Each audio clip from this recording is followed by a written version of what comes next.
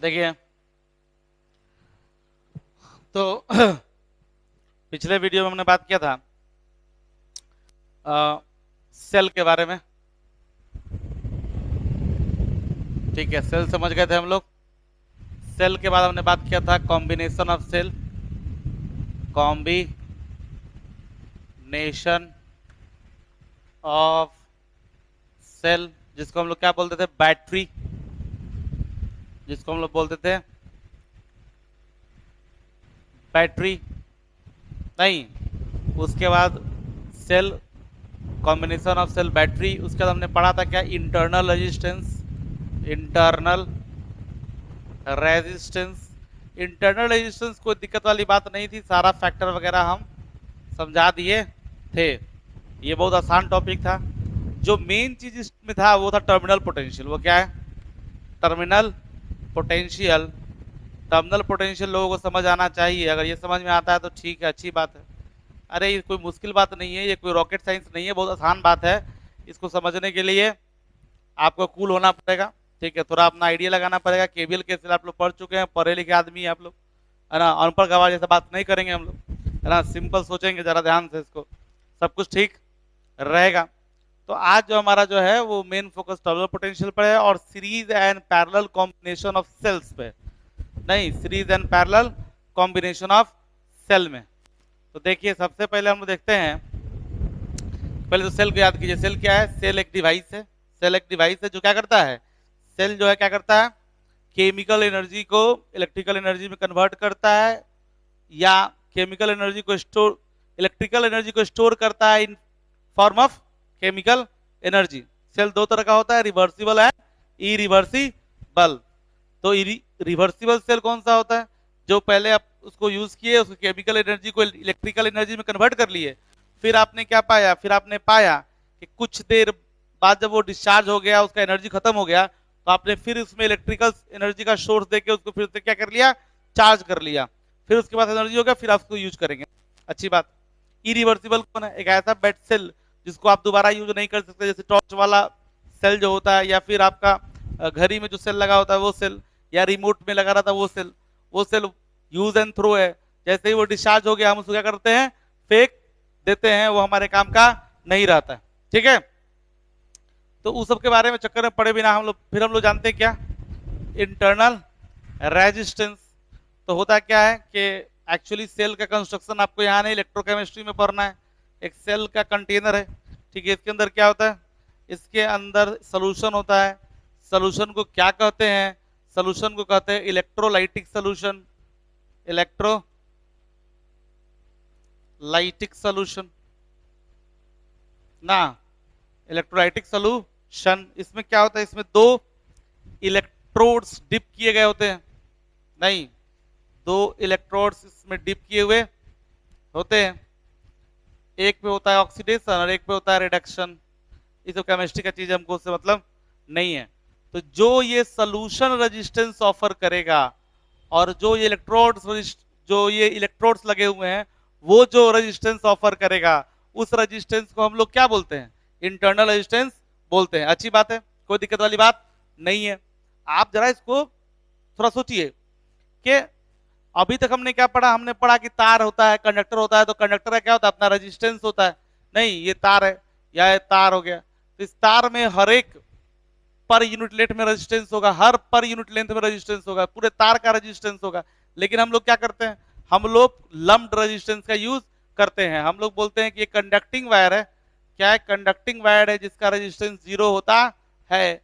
और हम लोग इस पूरे पूरे वायर का रेजिस्टेंस एक जगह ही दिखा देते हैं, उसको बोलते हैं लम्प्ड रेजिस्टेंस, लम्प्ड रेजिस्टेंस। नहीं, अच्छी बात है। तो जब किसी तार का रेजिस्टेंस होगा, जिससे करंट फ्लो कर रहा है, वो क्या कर रहा है, अपोज कर रहा है फ्लो ऑफ चार्ज को अपने अंदर से। तो क्या ये बैटरी के अंदर जो सोल्यूशन है और ये इलेक्ट्रोड्स है, क्या वो भी अपोज करेंगे चार्ज के फ्लो को? बिल्कुल।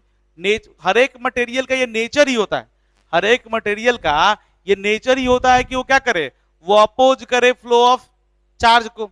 तो ये सोल्यूशन और ये इलेक्ट्रोड्स भी क्या करेंगे, अपोज ही करेंगे को, चार्ज के फ्लो को। तो लेकिन ये तो सेल के इंटरनल मामला है, ये क्या है, सेल का इंटरनल मामला है। जो ये इलेक्ट्रोड्स रेजिस्टेंस ऑफर कर रहे हैं या जो ये सोल्यूशन रेजिस्टेंस ऑफर कर रहा है वो सेल का क्या मामला है, इंटरनल मामला है।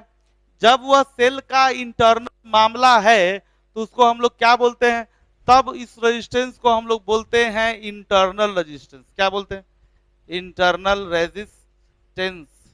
तो इसका डेफिनेशन क्या था, हमने क्या लिखा था, इंटरनल रेजिस्टेंस का डेफिनेशन हमने लिखा था the resistance offered by electrolytic solution, electrolytic solution of cell and electrodes of cell ना, the resistance offered by electrolytic solution and electrodes of a cell is called internal resistance।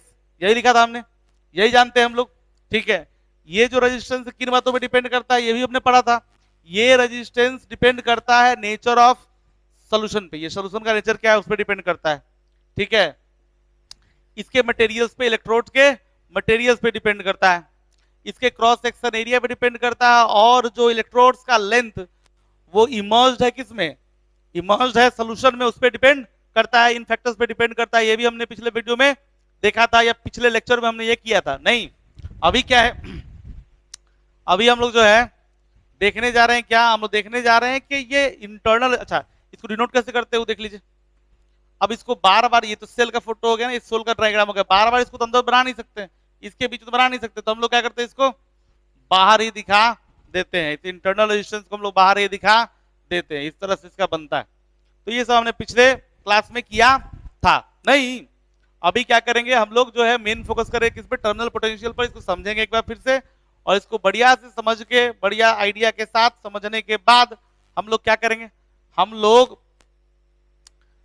Cell in series and cell in parallel पढ़ेंगे। तो आइए हम लोग देखते हैं, देखिए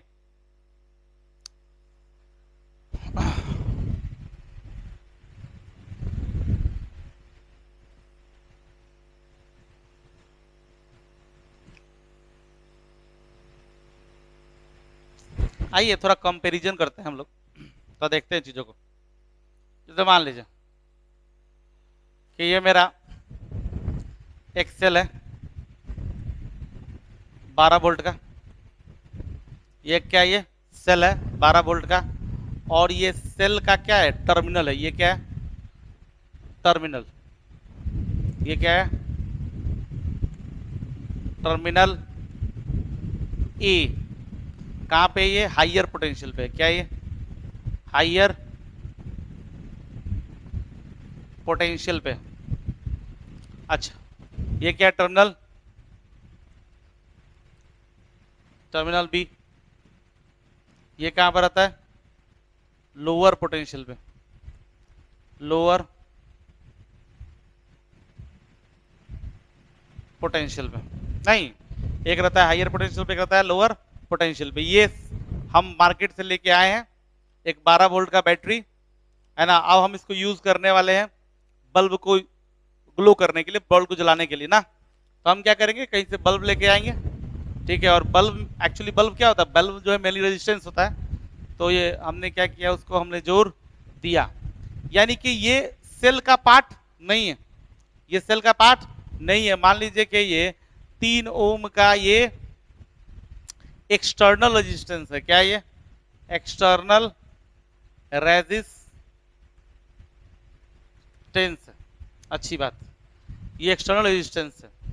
अब क्या होगा, अगर मैंने यहाँ का वोल्टेज 0 कर दिया तो यहाँ का वोल्टेज क्या हो जाएगा, यहाँ का वोल्टेज हो जाएगा 12, तभी तो 12 माइनस 0 क्या होगा, ये 12 वोल्ट आएगा। ऐसा हमने केवीएल के सेल में पढ़ के रखा हुआ है। अच्छा, तो यहाँ का वोल्टेज भी क्या हो जाएगा 12 वोल्ट, यहाँ का वोल्टेज भी कितना हो जाएगा 0 वोल्ट, यानी कि इस रजिस्टर के इस यहाँ पर जहाँ कनेक्टेड है इस टर्मिनल और इस टर्मिनल के बीच का अगर पोटेंशियल डिफरेंस निकाला जाए, भी यहाँ का भी पोटेंशियल अगर भी है और यहाँ का पोटेंशियल अगर भी अगर निकाला जाए तो भी ए माइनस भी कितना आएगा, 12 ही आएगा। और ये पूरा का पूरा 12 वोल्ट जो सेल प्रोवाइड कर रहा है वो किसको मिल रहा है, ये 3 ओम के रजिस्टर को मिल रहा है। यानी कि सर्किट में फ्लो करने वाले करंट पे अगर नजर हम लोग डालें तो मेरा I is equal to voltage by resistance 3 ohm, तो हमको मालूम चल जाएगा कि 4 एम्पियर करंट इस सर्किट में फ्लो करने वाला है। नहीं, ऐसा हम लोग पढ़ते हैं। और ये क्या है, ये 12 वोल्ट क्या है यहाँ पे, यहाँ पर ईएमएफ, इसको बोलते हैं ईएमएफ जो बैटरी प्रोवाइड कर रहा है। और ये 12 वोल्ट क्या है, ये 12 वोल्ट इन टर्मिनल्स के बीच का पोटेंशियल है, तो उसको बोलेंगे टर्मिनल पोटेंशियल। तो बोलेंगे क्या, हम लोग बोलेंगे potential difference, potential difference between two terminals of cell or battery is called terminal potential, terminal potential। नहीं, ये बैटरी या सेल के दोनों टर्मिनल के बीच का पोटेंशियल डिफरेंस क्या होता है, टर्मिनल पोटेंशियल कहलाता है। तो जब हमने इंटरनल रेजिस्टेंस को अपने कंसीडरेशन में नहीं लिया है, अपने अकाउंटेबिलिटी में नहीं लिया है, नहीं, हम उसके लिए अपने अकाउंट में इसको लिया नहीं है, तो चूंकि इसमें जो है इंटरनल रेजिस्टेंस को हमने लिया नहीं है, हमने कहीं इसमें इंटरनल रेजिस्टेंस है नहीं, तो मेरा जो ईएमएफ है व्हेन इंटरनल रेजिस्टेंस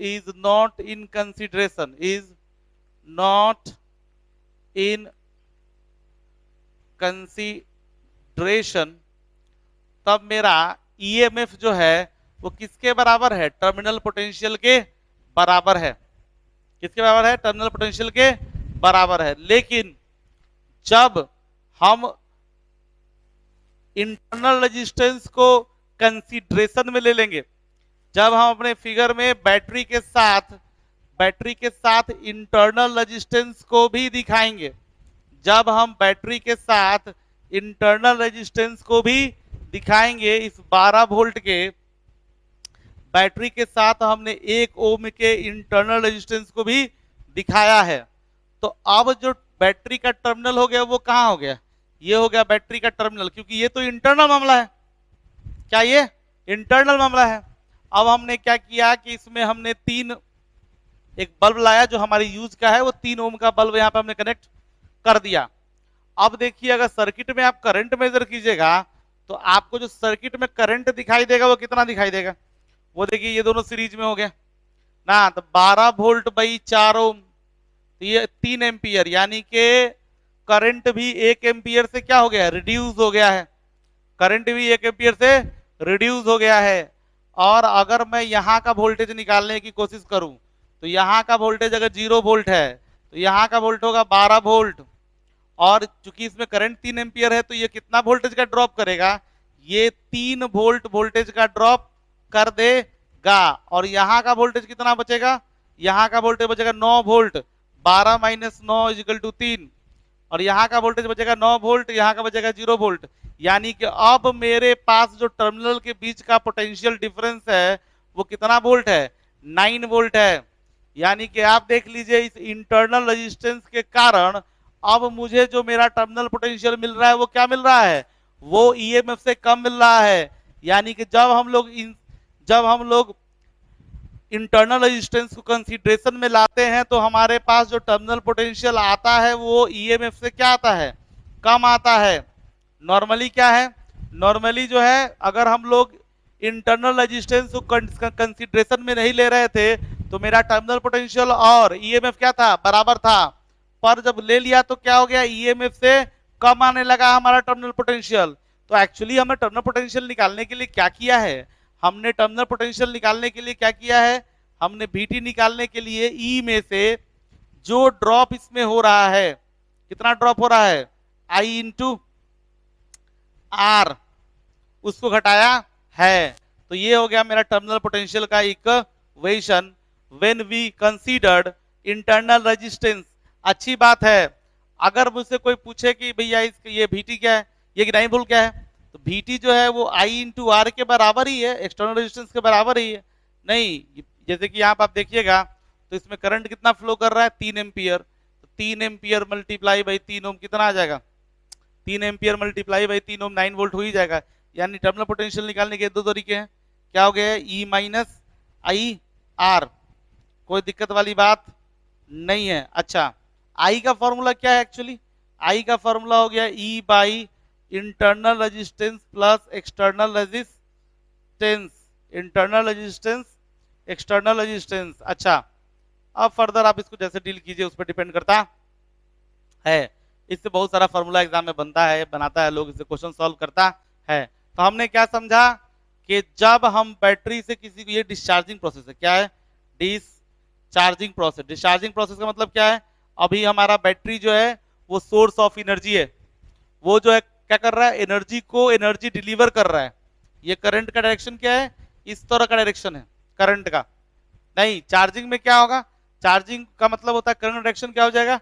उलट जाएगा। तो आपको ये समझ में आया कि कैसे हमारा टर्मिनल पोटेंशियल है जो रिड्यूस हो गया? नहीं, इस इंटरनल रेजिस्टेंस के कारण। चलिए, तो ये था हमारा टर्मिनल पोटेंशियल। टर्मिनल पोटेंशियल क्या होता है? बैटरी के दो टर्मिनल्स के बीच का पोटेंशियल डिफरेंस, जो कि इंटरनल रेजिस्टेंस के कारण जो ईएमएफ का वैल्यू है उससे क्या आता है? कम आता है। अच्छा, व्हाइल चार्जिंग द बैटरी क्या होने वाला है वो हम लोग देखें। ये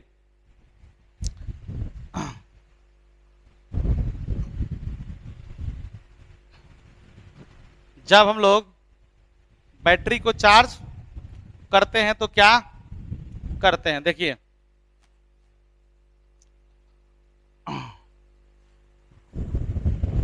अगर मुझे बैटरी को चार्ज करना है, मान लीजिए ये बैटरी है, अब मुझे चार्ज करना है और उसका इंटरनल रेजिस्टेंस क्या है? वो आर है। तो जो मुझे यहां बैटरी कनेक्ट करना पड़ेगा वो बैटरी जो है वो इसके ई से ज्यादा वैल्यू वाला कनेक्ट करना पड़ेगा। क्यों? क्योंकि मान लीजिए कि ये मेरा जो सोर्स है, सोर्स जो है वो कैपिटल ई, इससे करंट निकला आई, करंट निकला आई।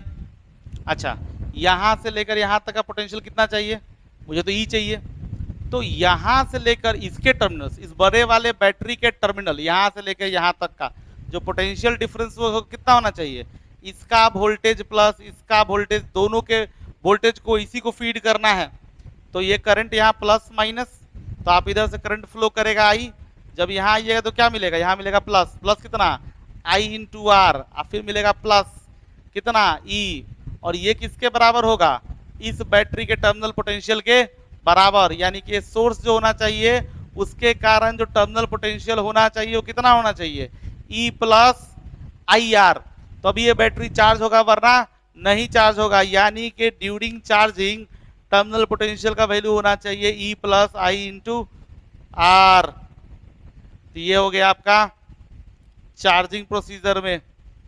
ये चार्जिंग डिस्चार्जिंग पे क्वेश्चन जो है आपके एनसीईआरटी में अवेलेबल है।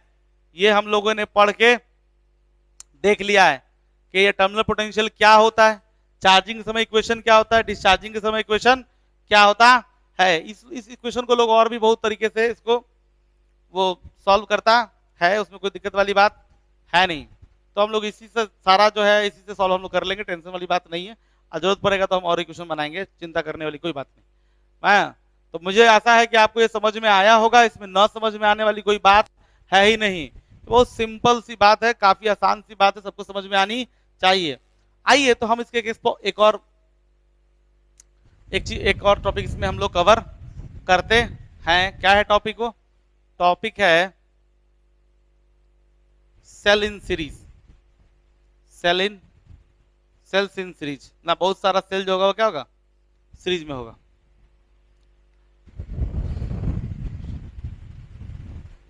आइए देखते हैं हम क्या देखते हैं।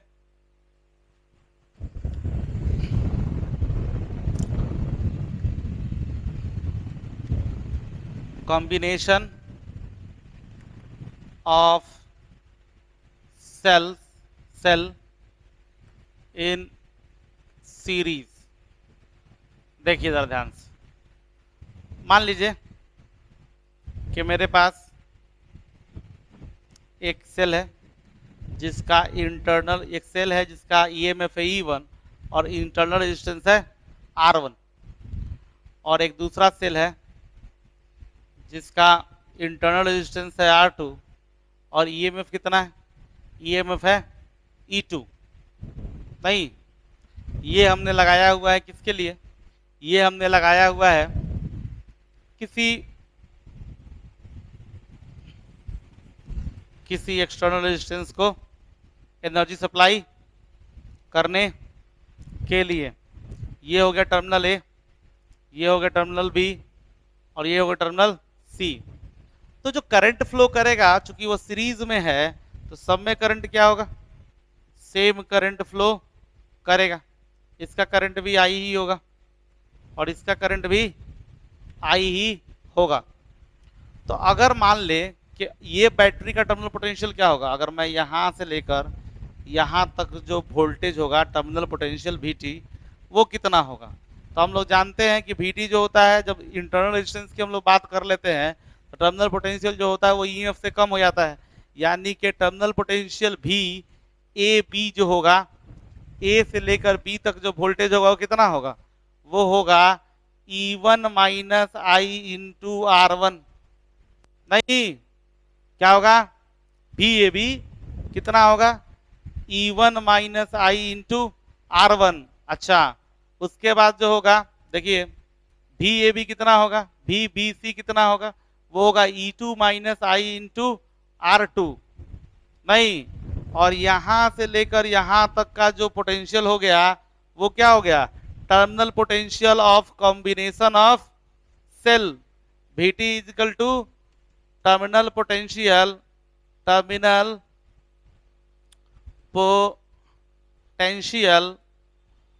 ऑफ कॉम्बिनेशन ऑफ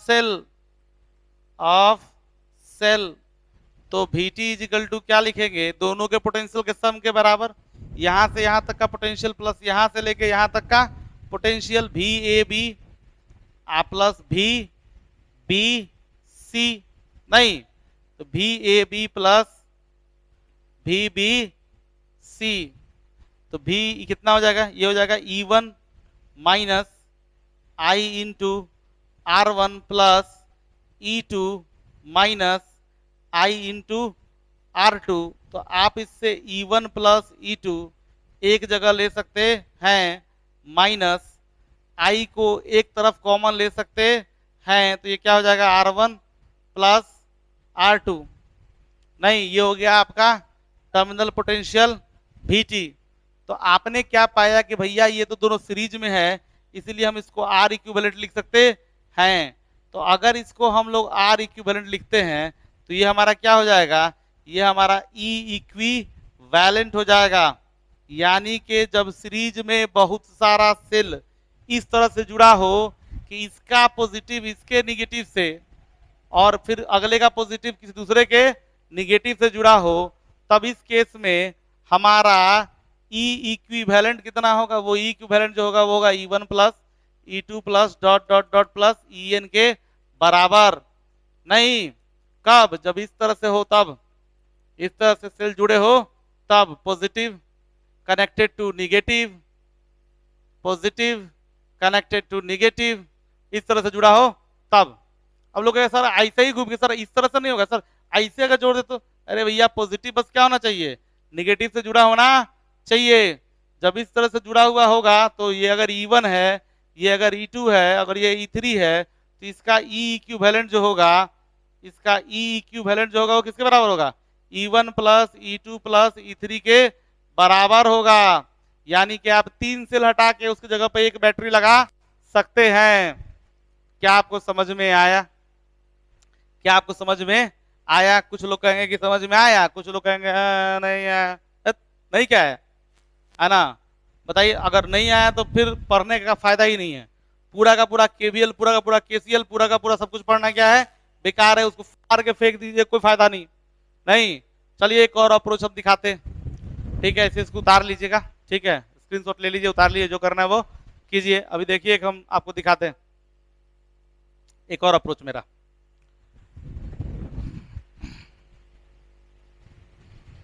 अच्छा, अगर मैं इसमें क्या लगा दूं, इसमें मैं लगा देता हूं क्या, के भी एल। तो ये मेरा करंट इस तरह सर्कुलेट कर रहा है, तो मैं चलता हूं इस पॉइंट सी पॉइंट से चलता हूं, ठीक है।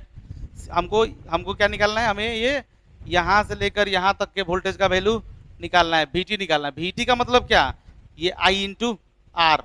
वीटी का मतलब क्या, आई इंटू आर निकालना है। ये कितना है हमको मालूम करना है, ये टर्मिनल पोटेंशियल मालूम करना है, ठीक है। तो अगर हम लोग इस पॉइंट से चले, तो इस पॉइंट चलेंगे तो क्या मिलेगा, माइनस, माइनस क्या, minus E two, minus E two. अच्छा, करंट इस डायरेक्शन में, यहाँ प्लस यहाँ पे माइनस, तो क्या मिलेगा हमें, plus I into R two. अच्छा, फिर हम यहाँ से यहाँ आएंगे तो क्या मिलेगा हमें, minus E one plus I into R one, I into R one. और जब यहाँ आइए तो क्या मिलेगा, प्लस प्लस, या तो प्लस आई इंटू आर लिख दीजिए तब, या वीटी लिख दीजिए तब, कोई दिक्कत वाली बात नहीं है। वीटी इज इक्वल टू क्या, zero, VT is equal to zero. तो अगर आप टर्मिनल पोटेंशियल निकालिएगा तो ई वन उधर जाकर पॉजिटिव हो जाएगा, ई टू उधर जाकर पॉजिटिव हो जाएगा, I into R one, I into R one negative हो जाएगा, आई इंटू आर टू क्या हो जाएगा, निगेटिव हो जाएगा। और फिर हमारा टर्मिनल पोटेंशियल वीटी क्या आ जाएगा, वो आ जाएगा E one plus E two minus I into R one plus R two. तो ये E one plus E two हो गया ई इक्विवेलेंट, और माइनस ये क्या हो गया, आई इंटू आर इक्विवेलेंट। तो आपने समझ लिया मेरा ई इक्विवेलेंट का फॉर्मूला क्या है, जो हमने उधर निकाल के लिखा हुआ है। तो ये है हमारा नॉर्मल बात है, ये डेरिवेशन है, कोई दिक्कत वाली बात नहीं है। यानी कि सेल में, अच्छा एक बात और समझाना चाहते हैं आपको, देखिए अगर मान लीजिए, अगर मान लीजिए कि कुछ ऐसा हो रहा है कि कुछ सेल जो है, जैसे कि यहाँ पर हम समझा रहे हैं, समझिए कि एक सेल जो है वो इस तरह से जुड़ा हुआ है ई वन, एक सेल जो है वो इस तरह जुड़ा हुआ है ई टू, और एक सेल जो है वो ऐसे जुड़ा हुआ है ई थ्री, ठीक है। तो हमारा क्या हो जाएगा, ई इक्विवेलेंट, हमारा ई इक्विवेलेंट हो जाएगा। करंट इस तरह से फ्लो कर रहा है तो हम लिखेंगे E one plus E two minus E three. क्यों भैया, क्योंकि ये निगेटिव निगेटिव जुड़ा हुआ है ना, इसका करंट, इसके कारण जो एनर्जी जो प्रोवाइड कर रहा होगा बैटरी, वो इस डायरेक्शन में कर रहा होगा, इसने जो प्रोवाइड करना है वो इस डायरेक्शन में कर रहा है। चूंकि करंट, नेट करंट इस डायरेक्शन में है, इसलिए हम इन दोनों को जोड़कर इसको घटा लिए हैं। क्यों, अच्छा अगर मान लीजिए कि ऐसा होता, लेट देखिए जरा ध्यान से फिर से, अगर मैं ऐसा कहूं कि देखिए ऐसा है कि ये है ई वन, ये है, तो ठीक है, ये है ई टू, और ये है ई थ्री। तो क्या करेंगे इसमें, अगर मान लीजिए करंट जो है इस डायरेक्शन में फ्लो कर रहा है, ऑब्वियसली बात है कि ये क्या कर रहा है, डोमिनेट कर रहा है। तो हम लिखेंगे E two minus E one plus E three is equal to E equivalent. तो ये मेरी बात को बहुत ध्यान से याद रखिएगा, और इसको अगर याद रखिएगा तो आपको बहुत ही आसानी होगी, इसको आपको याद रखना चाहिए, ठीक है। तो ये हो गया combination of cell in series, है ना। हमने क्या किया, हमने दो अप्रोच आपको दिखाया है। हमने क्या, दो अप्रोच क्या दिखाया है, एक अप्रोच में बोला है कि भैया मेरे कि ये जो टर्मिनल है यहाँ से लेके यहाँ तक का पोटेंशियल डिफरेंस जो होगा वो क्या होगा, बी ए बी, जो कि E one minus I into R one के बराबर होगा, और यहाँ से लेके यहाँ तक का पोटेंशियल डिफरेंस होगा भी बी सी, जो कि E two minus I into R two, और यहाँ से लेके जो यहाँ तक टर्मिनल पोटेंशियल होगा इन दोनों टर्मिनल पोटेंशियल के सम के बराबर होगा। तो हमने क्या किया है, हमने भी ए बी सी लिखा है, बाद में जोड़ के इसको निकाल दिया है। या फिर हमने क्या किया, डायरेक्ट इसमें क्या लगा दिया है, इसमें लगा दिया है के भी एल, किरचॉफ वोल्टेज लॉ, और लगा के फिर हमने निकाल लिया है। आपको जैसे सुविधा होता है वैसे आप निकालिए, आप समझिए, ये आपका टॉपिक है। अब आगे हम लोग चलते हैं, हम लोग पढ़ते हैं combination of cell in parallel, combination of cell in parallel. देखिए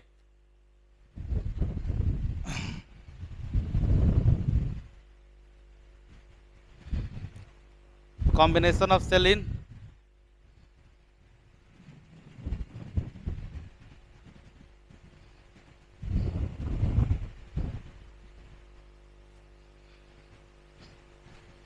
combination of cell in parallel.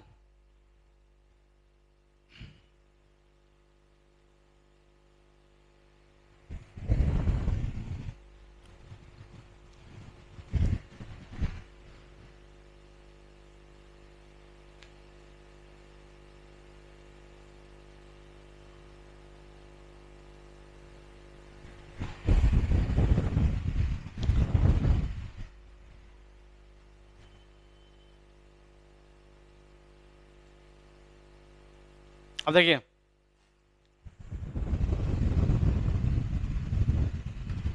Combination of cell in parallel. अब देखिए दो एग्जांपल हम लेते हैं। जैसे कि मान लीजिए कि एक सेल है E1 और इसका रेजिस्टेंस है R1। एक सेल है E2, इसका रेजिस्टेंस है R2 और इस तरह से कनेक्टेड है किसी एक्सटर्नल रेजिस्टेंस R को, किसी एक्सटर्नल रेजिस्टेंस R को। ठीक है, अब जो देखिए चूंकि पैरेलल में है तो हम लोग जानते हैं कि पैरेलल में जो यहाँ का वोल्टेज अगर V होगा तो यहाँ का वोल्टेज अगर मैं मान लूँ क्या 0, तो अगर मैं मान लूँ, अब देखिए ध्यान से, करंट किधर से आ रहा होगा, करंट इधर से आ रहा होगा, मान लीजिए कि I1, इधर से करंट आ रहा होगा क्या I2, तो इधर करंट कौन जा रहा होगा, इधर मान लीजिए करंट जा रहा होगा I। तो हम लोग बोल सकते हैं कि I is equal to I1 plus I2, नहीं I is equal to I1 plus I2, और मैंने क्या मान लिया यहाँ का पोटेंशियल B और यहाँ का पोटेंशियल 0। क्यों, क्योंकि यहाँ 0 मानेंगे तो यहाँ क्या हो जाएगा, यहाँ हो जाएगा E1, तो मेरा I1 का वैल्यू क्या हो जाएगा, higher potential minus lower potential divided by resistance. Sorry, क्योंकि करंट जो है इस डायरेक्शन में फ्लो कर रहा है तो higher potential minus lower potential, हम लोग I1 का वैल्यू लिख सकते हैं क्या, हम लोग I1 का वैल्यू लिख सकते हैं क्या, लिख सकते हैं higher potential minus lower potential E1 minus V divided by what R1। वैसे ही अरे हम लोग, अरे यार KCL हम लोग नहीं पढ़े हैं क्या, हम लोग KCL पढ़े हैं, खूब हम सिखाए हैं KCL पढ़ना, नहीं समझ में आता पूछिए, आप लोग नहीं बताते हैं तब ना, या फिर क्या करिए आप देखिए तो वीडियो अपलोडेड है कि नहीं इसके लिए, KVL KCL के लिए, है ना, कितना वीडियो अपलोड किए हुए हैं, है ना। बच्चा सब बिल्कुल रिस्पॉन्स नहीं लेता है, बिल्कुल नहीं पढ़ता है, बहुत गलत बात है। देखिए ये, अच्छा वही हमको यहाँ से I2 निकालना हो तो क्या करना पड़ेगा, ये हाइयर पोटेंशियल होगा भैया, ये हाइयर पोटेंशियल होगा यहाँ पर E2, कहीं करंट इस तरह से फ्लो कर रहा है तो higher potential minus lower potential divided by R, divided by क्या, डिवाइडेड बाई R2। कोई दिक्कत वाली बात नहीं है, नहीं, अच्छा। और हमको निकालना terminal potential, actually terminal potential क्या, पैरेलल में सब पे वोल्टेज सेम होगा, यहाँ से लेके यहाँ तक का पोटेंशियल डिफरेंस अगर V है तो यहाँ पोटेंशियल डिफरेंस भी क्या होगा, V होगा, that is equal to VT terminal potential. तो V क्या है, वो V जो है वो टर्मिनल पोटेंशियल है बुआ, क्या है, टर्मिनल पोटेंशियल VT, वही हमको निकालना है। तो बोल सकते हैं कि I is equal to I1 plus, I1 की जगह लिख सकते हैं E1 plus E1 minus VT by R2 plus E2 minus VT by R, यहाँ पर R1 वहां पे R2। अब एक काम करते हैं हम लोग इसको सजा लेते हैं, है ना, क्या करेंगे, सजा लेंगे ध्यान से, इसको अलग अलग डिवाइड कर लेते इंडिविजुअली। तो I is equal to E1 by R1 minus VT by R1 minus plus E2 by R2 minus E2 by R2 minus VT by R1। कोई दिक्कत वाली बात नहीं है। अब एक काम करते हैं, इसको और सजा के लिखते हैं E1 by R1 plus E2 by R2। अच्छा उसके बाद क्या करेंगे, इसको माइनस साइन कॉमन ले लेंगे, VT भी कॉमन हो जाएगा, 1 by R1 plus 1 by R2, मैं इसको इधर ले आता है, इसको उधर ले आता है, तो VT ये क्या हो गया 1 by R1 plus 1 by R2 is equal to E1 by R1 plus E2 by R2 minus I, है ना। अगर इसी फॉर्मूला को यूज करके हम लोग कितना क्वेश्चन सॉल्व कर लेते हैं, क्यों, क्योंकि आराम से हम लोग मान लीजिए 4 ठो इंटरनल रेजिस्टेंस, 4 का R इक्विवेलेंट यहाँ निकलेगा, यहाँ क्या निकलेगा, यहाँ लिखिएगा ना VT is equal to 1 by R equivalent, लिखिएगा 1 बाई R इक्विवेलेंट मल्टीप्लाई में I इज इक्वल टू, ये क्या हो जाएगा E1 by individual resistance E2 by R2 minus I। इसको सॉल्व करके अगर मान लीजिए कि कुछ और भी है तो यहाँ प्लस डॉट डॉट लग सकता है और लिख सकते हैं EN by RN minus I, और ये हमारा क्या हो जाएगा, फॉर्मूला हो जाएगा जिससे क्वेश्चन बनेगा। पर इससे हमको मेरा जो है डिजायर फुलफिल नहीं होता है। क्यों नहीं होता है हमारा डिजायर फुलफिल, क्योंकि हमें तो लिखना है किस फॉर्मेट में, हमको लिखना है इस फॉर्मेट में, E equivalent minus I into R equivalent, that is our format. तो हम लोग क्या करते हैं, इसी इक्वेशन से आगे बढ़ जाते हैं। हम लोग करते हैं क्या कि वी टी, ये क्या हो जाएगा, वी टी इजिकल टू, ये हमारा एलसीएम हो जाएगा R one into R two, और ये हो जाएगा R one plus R two, अच्छी बात है। और यहाँ पर जो एलसीएम हो जाएगा वो क्या हो जाएगा, वो हो जाएगा R one into R two. तो हम लोग क्या करेंगे, ये हो जाएगा E one into R two plus E two into R one, और माइनस आई। अब क्या होगा यहाँ से V T is equal to हो जाएगा, ये जाकर डिवाइड हो जाएगा, डिवाइड होगा तो ये क्या होगा, देखिएगा ये डिवाइड होगा तो ये कैंसिल हो जाएगा, ये इससे कैंसिल हो जाएगा। मैं इसको इसमें डिवाइड कर दूं, मैं इसको इसमें डिवाइड कर दूं तो ये कैंसिल हो जाएगा, यानी कि हमारा बच जाएगा क्या, E one R two plus E two R one divided by R one plus R two, और उधर जाएगा तो क्या हो जाएगा माइनस आई, ये डिवाइड होगा तो उलट जाएगा, तो ये हो जाएगा R one into R two by R one plus R two which is equal to R equivalent of two resistance. तो V T is equal to क्या हो जाएगा, ये हो जाएगा E one into R two minus E two into R one divided by R one plus R two minus I into R equivalent. अगर ये are equivalent है तो ये क्या है मेरा, ये मेरा ई इक्विवेलेंट है, यानी कि पैरेलल में दो सेल अगर हो तो उसका ई इक्विवेलेंट कितना होता है,